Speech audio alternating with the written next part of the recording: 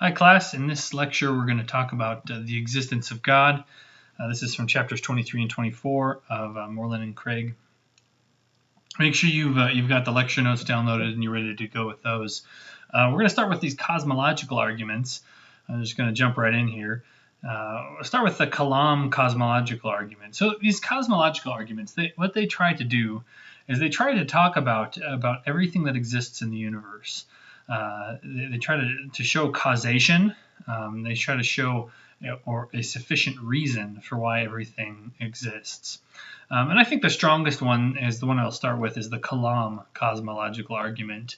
The Kalam cosmological argument, the word Kalam comes from a kind of Islamic theological reasoning that originated in the House of Wisdom in Baghdad under the Abbasid dynasty in the 8th century, 9th century of the Common Era. I've done a little work on this. The philosopher Ibn Ishaq al-Kindi is somebody that you might want to be interested in if you're interested in the Kalam argument. Also al-Ghazali. These are two important Arabic philosophers, Muslims who wanted to find an argument for the existence of God, and they used Aristotle and the Neoplatonist John Philoponus, and then also Plato as well, in sort of coming up with this argument. It's very simple. It's a very easy argument to remember. Just three main points here: that whatever begins to exist has a cause. The universe began to exist. Therefore, the universe has a cause. Let's just deal with these piece by piece here. Whatever begins to exist has a cause. Again, this is this principle, ex nihilo nihil fit. Out of nothing, nothing comes. It seems to be a kind of a common wisdom that anything that begins to exist has a cause. Now, again, we're not talking about where did God come from, because God did not begin to exist. So if somebody were to offer the objection, well, what about God? We would say very simply, well, God did not begin to exist, but the universe did begin to exist, and we also know that everything that comes into existence does have a cause. If you were to think about mountains, they come from a process of plate tectonics. Tomatoes from seed generation. Everything that comes to exist has a cause. Now let's talk about the universe began to exist. This is the second leg of this argument here. The other option is, of course, that the universe always existed. And that's the problem of the actual infinite. And you're going to want to make sure you know what that problem is, because Moreland and Craig deal with this in detail in your reading. So make sure you're able to look into that in your reading. And we'll talk about that in just a minute here. But there's reasons beyond the problem of an actual infinite to believe that the universe began to exist. Big Bang cosmology, for example, is one of the scientific theory that has wide consensus of opinion, and there's no real reason why Christians should reject Big Bang cosmology. I would say that it's well within our right as Christians to say that God was the cause of the Big Bang, especially if you take a day-age theory of Genesis 1. I think Christians can say, yeah, the universe is maybe billions of years old, and God was the one who originated the Big Bang, that there was a cause for this. And there's just good scientific evidence for the Big Bang. Matter is, of course, on its own. It's slowing down and cooling off. Now, there is the issue of dark matter, which does cause matter to speed up in some places. But also the discovery of microwave radiation by Penzias in the 60s, that we see a red shift, and we're able to that was Hubble's discovery, but the Penzias discovery was that we notice a great degree of microwave radiation in outer space, and that seems to speak of a massive explosive event. The Big Bang cosmology just has a lot of empirical evidence. So the universe began to exist either one way or another. Even if you don't accept Big Bang cosmology, you would say the universe began to exist. Therefore, the universe has a cause. That's number 3. The universe has a cause. And your authors argue that the cause must be personal. The ability to create requires the ability to make decisions. Now that's agency, the ability to make decisions, agency.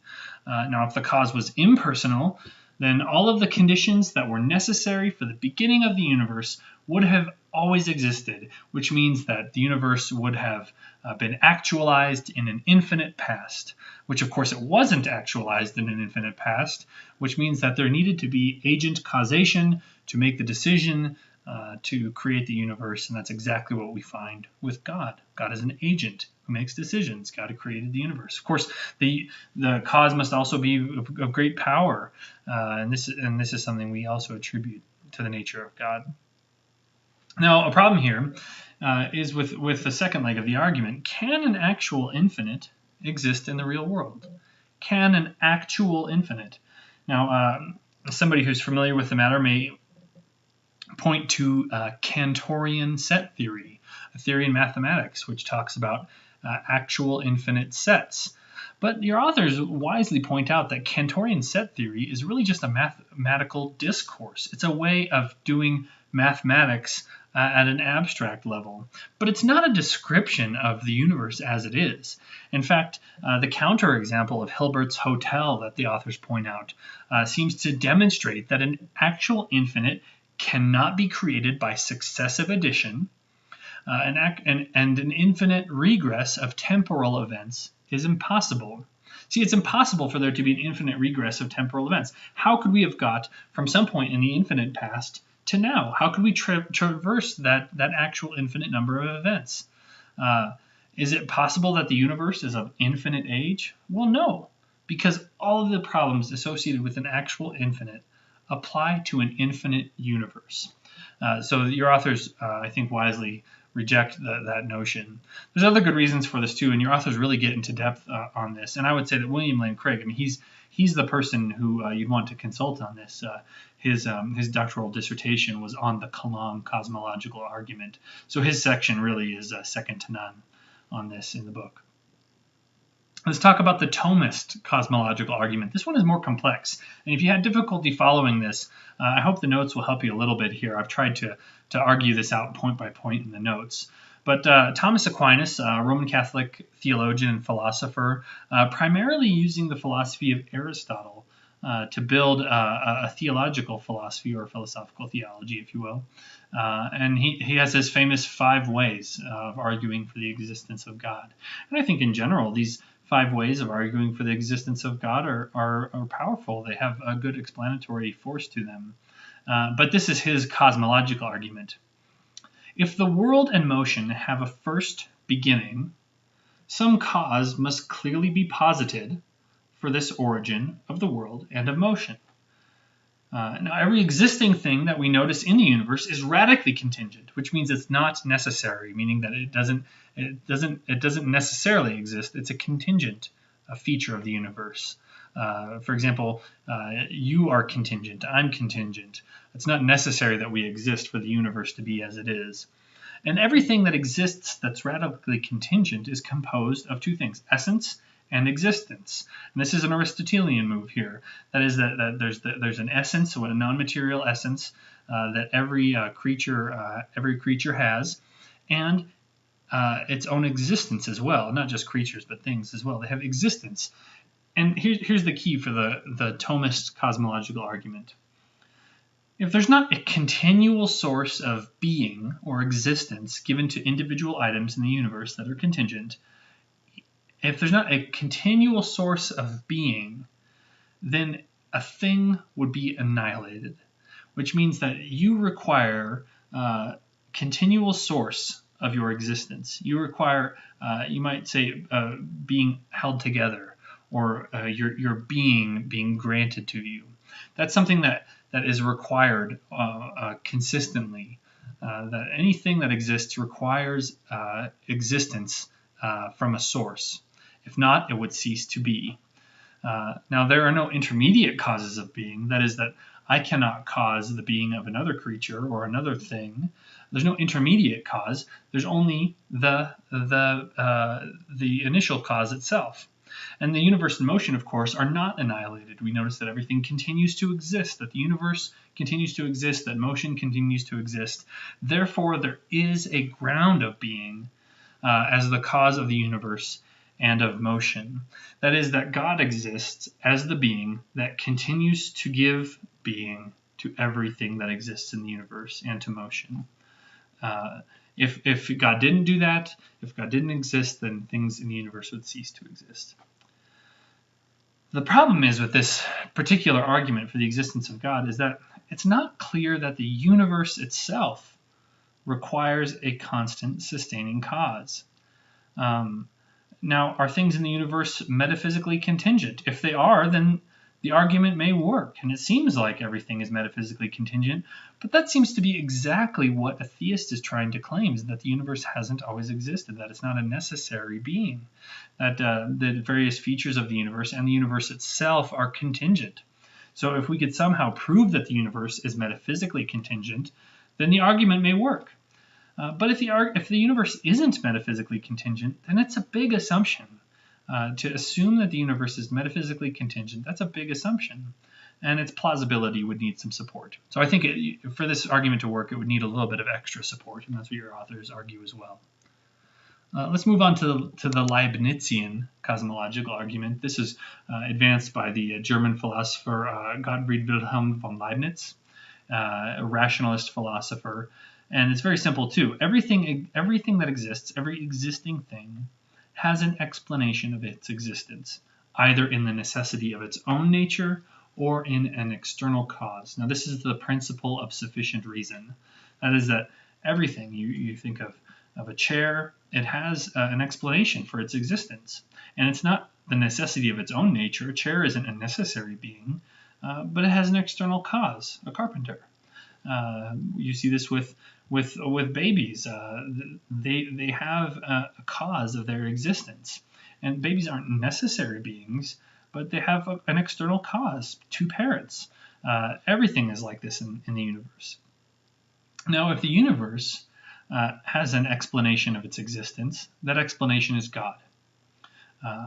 So the universe itself, if it did have an explanation of its existence, the explanation would be God. This is an if-then statement. It's not necessarily true, but if the antecedent is true, then the consequent is true. Now, the universe, of course, is an existing thing. Therefore, it would either have to be a necessary being or it would have to have an external cause. But the explanation of the universe is God, because this if-then statement, if the universe has an explanation of its existence, that explanation is God. So since the universe exists, it would have to have an explanation of its existence, and that explanation is God. The problem is the atheist could reply that the universe does exist indeed necessarily. In fact, I've heard atheists say this, that the universe just has always existed, which means that it's a necessary being. The universe as a whole necessarily exists because it's always existed. But I think your authors have a good response to this. A possible world, imagine, this is again possible world semantics. Imagine a possible world where there are no concrete objects. It's just a mental world, so it would just be minds and ideas and minds, similar to George Berkeley's world, the philosopher George Berkeley. There are no physical objects. There's no pencils or there's no bodies. There is just minds. And that's it. Not brains, minds. Does this world exist possibly? That is it a real possibility? Yeah, I mean, there could be a universe where all there is mental objects, no physical objects, all abstract objects, just a mental world, no concrete objects. If there is a possible world with only mental objects in it, only mental entities, then the universe is not a necessary being, because a necessary being is something that exists in all possible worlds. And so this is key. This is important because necessity, making the claim of necessity, means that it exists in all possible worlds. But the physical universe far from exists in all possible worlds. It exists in this actual world, and it exists in many other possible worlds, but not in every possible world. So when we claim that God exists, we say that God is a necessary being, and God exists in every possible world. There is no possible world that exists without God. Now, that doesn't mean that you can't imagine a world without God. Of course you could. You could imagine there'd be a universe without God in it. But just imagining it doesn't mean that it's possible. If God does exist, God is a necessary being. Now, would we say that it's far from proven that God exists? Perhaps you might say that. But that doesn't mean that if God does exist, then God is not a necessary being, because God is necessity, God's self. So I think there's a good response to this problem that your authors offer. So these are cosmological arguments. Again, I think the Kalam is the strongest. It's the one I think I find in apologetics that I use the most. But I think the other two are fine. They just maybe need a little bit of help. Let's move on to talk about different kinds of arguments. There's the teleological argument. You may have heard this referred to before as the design argument. Design arguments have been kind of doubted in the past, but I think a modern version of the teleological or design argument is actually incredibly strong. This is the argument of fine-tuning, and your authors discuss this in detail, and I would recommend to you the book by Martin Rees called Just 6 Numbers. And here are the 6 numbers. The first one is the ratio of electromagnetic force to the force of gravitation at the atomic level. Now, if this ratio were slightly smaller, no creatures could grow larger than insects, and the universe would have only lasted a short time. So this ratio actually is suggestive of being finely tuned. That is, it is a feature of the cosmos that, had it been even slightly different, life could not exist. The second one is the strong nuclear force, which is 0.007. Now, if it had been 0.006 or 0.008, life could not exist. Now, the strong nuclear force is how atomic nuclei bond. And this is particularly important for how strong the sun's energy is. So if the atomic nuclei would have bonded a little bit more weakly or a little bit stronger, the sun's atomic energy would have been different, and it would have meant that life could not exist. So that had to be finely tuned into this very specific number, 0.007. If it had been different, life wouldn't have existed. Thirdly, the speed of the expansion of the universe, like we've talked about, with the expansion of the universe, that it has a speed. And if the speed had been too low, stars and galaxies would never have formed, which means that there wouldn't have been adequate heat for life to exist. Galaxies never would have come together. There never would have been the emergence of intelligent life. Now, if the speed of the expansion of the universe had been too high, the universe would have collapsed a long time ago. We would have hit heat death a long time ago in the distant past. There never would have been time enough for life to emerge. Fourthly, the amount of anti-gravity in the universe, which is actually very, very small. If there was more anti-gravity, galaxies and stars couldn't have formed. See, that force of gravitation in the initial moments after the Big Bang starts to bring the elements of the universe together. That gravity starts to pull things together, galaxies and stars. They never could have formed if there was more anti-gravity. That amount is very finely tuned for the emergence of intelligent life. Fifthly, the ratio of gravitational binding force to rest mass energy. Now, if this ratio had been even a little bit lower, the universe would have lacked the necessary motion that allows the regularities of life to be supported. If this ratio had been higher, the universe would have been too violent to sustain life. Again, another ratio, a feature of the universe where had this gravitational binding force to rest mass energy been slightly different, the universe wouldn't have been hospitable to the emergence of intelligent life. Finally, sixth, the fact that there are only 3 spatial dimensions. There's 3 dimensions in the universe, not 2 and not 4. 3 dimensions seems to be something that is required for the emergence of intelligent life. Now, some of this stuff is pretty scientific, and I'm no scientist, but I would say if these things are a little bit difficult to understand, that's okay. But the key with all of these is that had these numbers been even slightly different, life could not have emerged. But since they are as they are, it's highly suggestive. Now, this isn't a deductive argument like the Kalam. The Kalam is a deduction. If the premises are true, then the conclusion is necessarily true because it has proper form. But this is more of an inference to the best explanation. You might recall this from our discussions on logic. An inference to the best explanation is actually how a lot of people do science. For example, if there's an archaeologist who's going through a canyon, and the archaeologist sees on the canyon wall a petroglyph, some kind of image that looks similar to a bird, the archaeologist would make a scientific statement by saying somebody created that bird. That there was intelligent life involved in the creation of that cave painting or that canyon wall painting. In the same way that when we see these 6 numbers, we see how finely tuned they seem to be, and that means that it's very suggestive that there was a tuner, so to speak, a very powerful being who made the universe as it is and who set these cosmological constant figures, these features of natural laws in place and very finely tuned them so that intelligent life would emerge. So you could state this argument deductively too. You could say the fine-tuning of the universe is either due to physical chance, necessity, or design. It's not due to physical chance or necessity. That is that these features cannot be arrived at by chance, and they could have been many other ways. So it's not a necessary feature of the universe. Many other possible worlds in which the cosmological features, these natural laws, these figures could have been different. So they're not due to necessity. Therefore, it is due to design. So it works better as an inference to the best explanation, but you can state it as a deductive argument as well. Let's move on and talk about the axiological argument. You may have heard this referred to as the moral argument for the existence of God. I think made most famous perhaps by C.S. Lewis. Those of you who read either Mere Christianity, you get the fuller version of this, but you get hints of it in The Abolition of Man as well.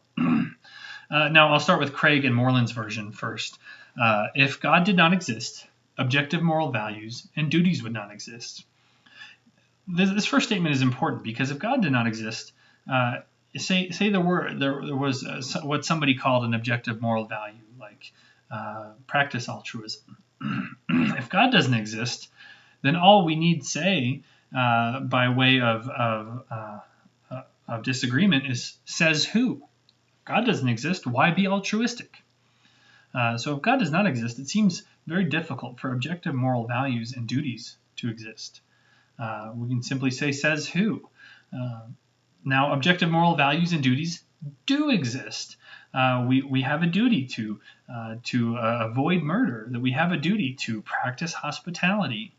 Therefore, God exists. This is a very powerful moral argument for the existence of God. You could also consider C.S. Lewis's version. The philosopher Paul Gould he's actually down in Texas at Southwestern Baptist Theological Seminary. Philosopher Paul Gould, he has on his blog an article that I've linked here. The first thing is that there is a universal moral law. Lewis argues for this primarily in the book The Abolition of Man. He calls it the Tao or the Tao. There is a universal moral law. Number 2, if there is a universal moral law, then there is a moral lawgiver. And this seems to be necessary, again, for the same reason. If there's a universal moral law, then it had to have been given by somebody. And this moral lawgiver has to be objective in scope, that is existing at all times and available to all peoples. Now, if there is a moral lawgiver, it must be something beyond the universe for the very reasons that I just stated. That if the moral lawgiver is a feature of the universe, then it's very difficult to say that this moral lawgiver's laws are anything similar to what we would call universal. So it must be something beyond the universe that has scope over the entire universe. Therefore, if this moral lawgiver is beyond the universe, that there is something that's beyond the universe. There is a God. I really enjoy C.S. Lewis's treatment of this, but I think Moreland's and Craig's is really great too. The moral argument or the axiological argument. Let's finish this lecture by talking about the ontological argument. Now, this is a difficult one too, and I have to say that over the years, the more time I spend with the ontological argument, the more I like it. My first couple of glances at this argument as a student, a younger student in philosophy, I had a lot of difficulty with it. I'm not sure if I understood it properly. And I hope that if this struck you as kind of a strange argument, I hope that you'll spend more time with it, because I think it is actually rather quite powerful.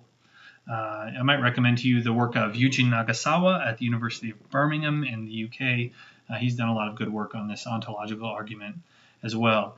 You may look also for the work of Sarah Geiss, Gies, Sarah Geiss.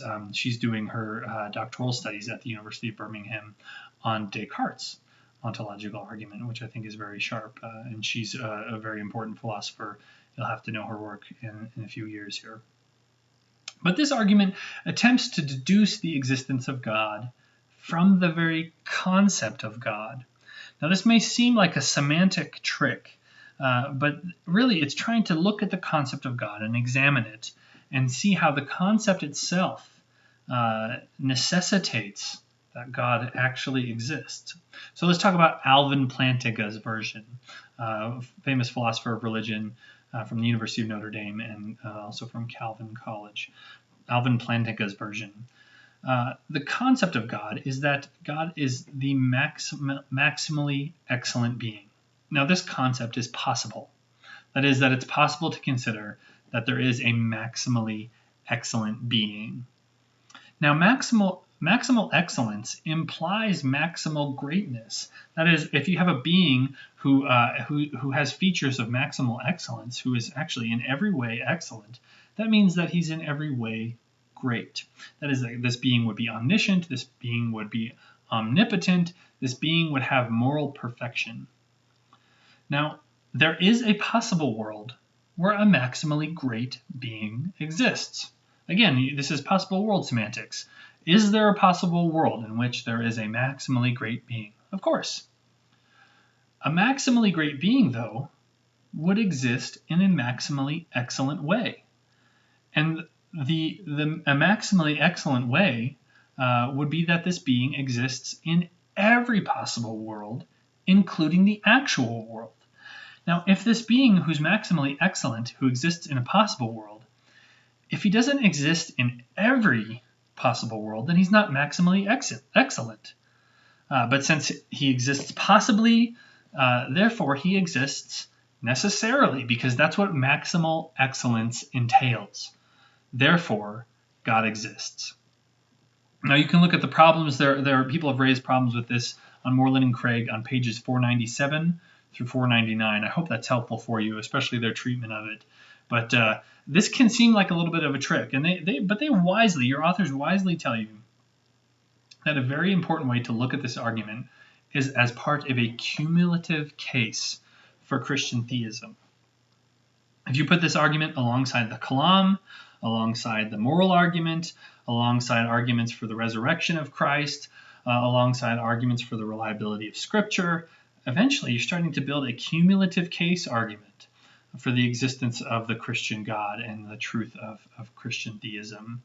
On that regard, I would recommend, this is the highest recommendation I can give, is the book Christian Apologetics by Douglas Groothuis. Groothuis is your author in Philosophy in 7 Sentences.